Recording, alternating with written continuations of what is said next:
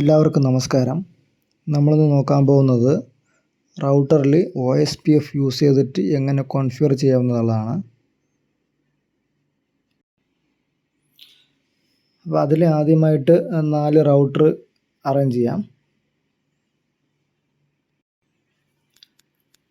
എന്നിട്ട് അതിനെ അനുസരിച്ച് സ്വിച്ചും കണക്ട് ചെയ്ത് PCയും സെറ്റ് ചെയ്യാം.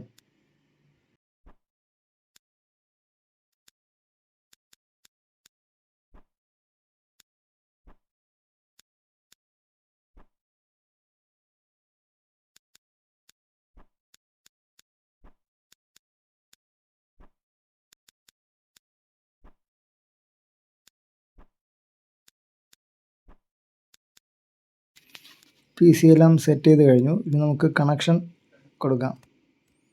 ഈതർനെറ്റ് കേബിൾ യൂസ് ചെയ്തിട്ട് എല്ലാ PCയും കണക്ട് ചെയ്യാം. റൗട്ടർ തമ്മിൽ കണക്ട് ചെയ്യുമ്പോൾ ക്രോസ് ഓവർ കേബിൾ ഇവിടെ ക്രോസ് ഓവർ കേബിൾ അല്ല, സീരിയൽ കേബിൾ നമുക്ക് യൂസ് ചെയ്യാം. ക്ലോക്ക്ഡായ സീരിയൽ കേബിൾ വേണം യൂസ് ചെയ്യാനായിട്ട്. ആ ക്ലോക്ക് സിമ്പലുള്ള കേബിൾ വേണം യൂസ് ചെയ്യാനായിട്ട്.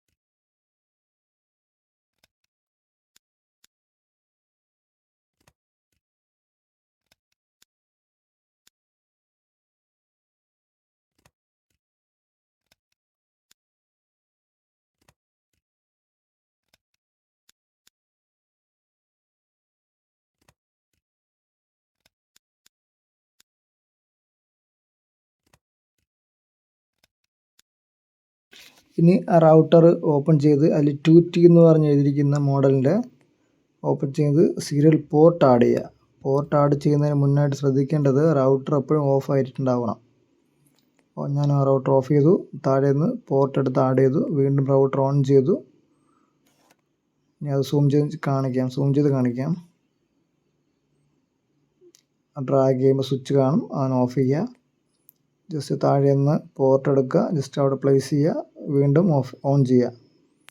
ഓക്കെ, എന്നിട്ട് കണക്ഷൻ കൊടുക്കാം. സീരിയൽ കേബിളിൻ്റെ കണക്ഷൻ കൊടുക്കാൻ വേണ്ടിയിട്ടാണ് ഇപ്പോൾ ഈ പറഞ്ഞ സ്റ്റെപ്പ് ചെയ്തിട്ടുള്ളത്.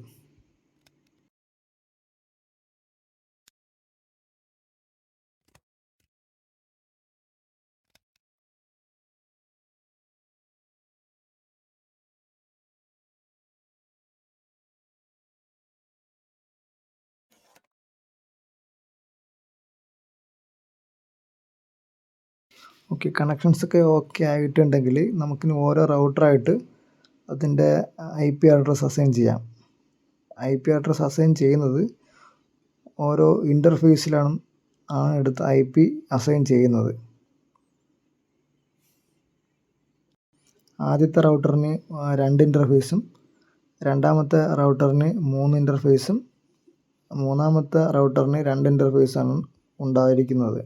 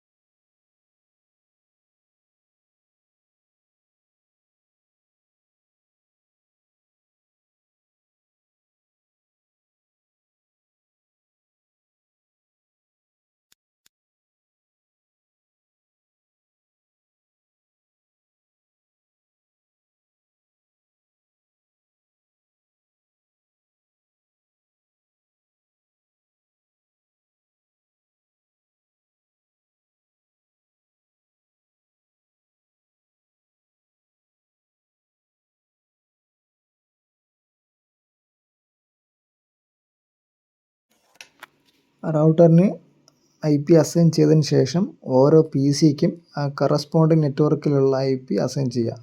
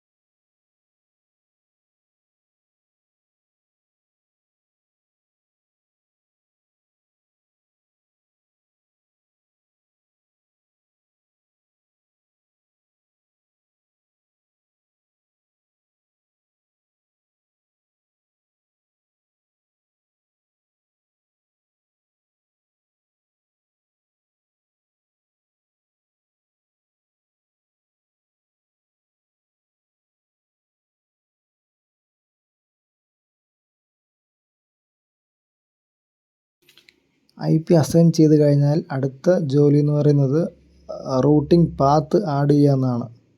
അപ്പോൾ നമുക്കിവിടെ ഡൈനാമിക് റൗട്ടിംഗ് ആയ ലിങ്ക് സ്റ്റേറ്റ് റൗട്ടിംഗ് പ്രോട്ടോക്കോളായ OSPF യൂസ് ചെയ്യാം.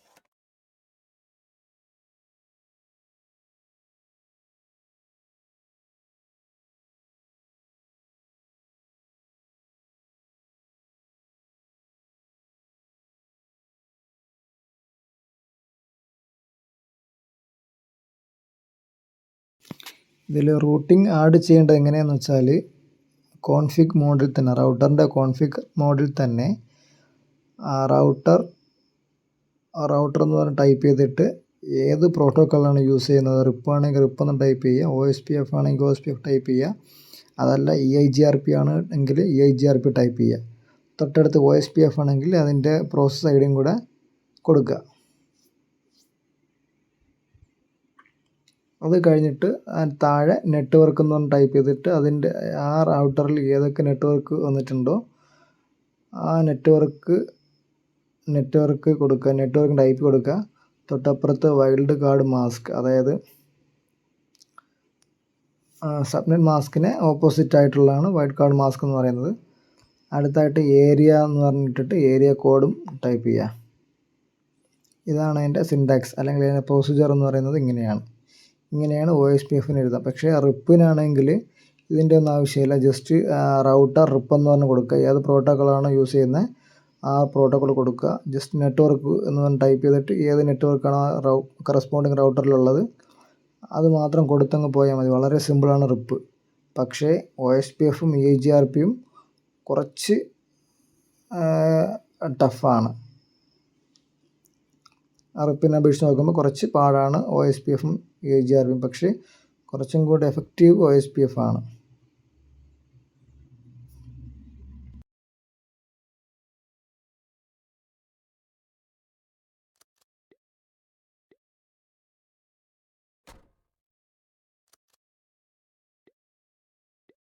ഓക്കെ, ബാക്കി കോൺഫിഗറേഷൻസ് കംപ്ലീറ്റ് ആയിട്ടുണ്ട്. നമുക്കിനി ടെസ്റ്റ് ചെയ്ത് നോക്കാം പോകുന്നുണ്ടോ എന്ന്.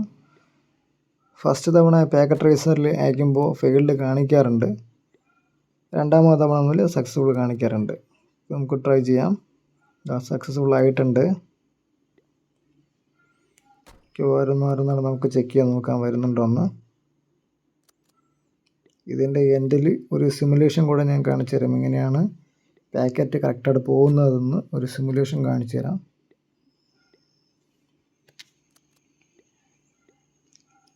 സക്സസ്ഫുൾ വർക്കിംഗ് ആണ്. ഓക്കെ,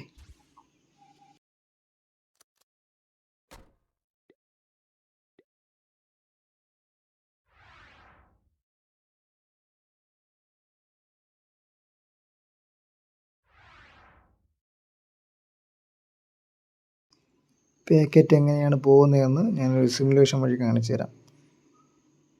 പാക്കറ്റ് ഞാൻ സോഴ്സും ഡെസ്റ്റിനേഷൻ കൊടുത്തു. പാക്കറ്റ് ട്രേസ് ചെയ്യുന്നുണ്ട്.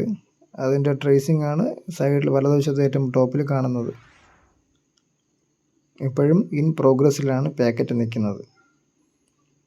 ഫൈനലി അത് റീച്ച് ആവുന്നുണ്ട്. Okay, thank you.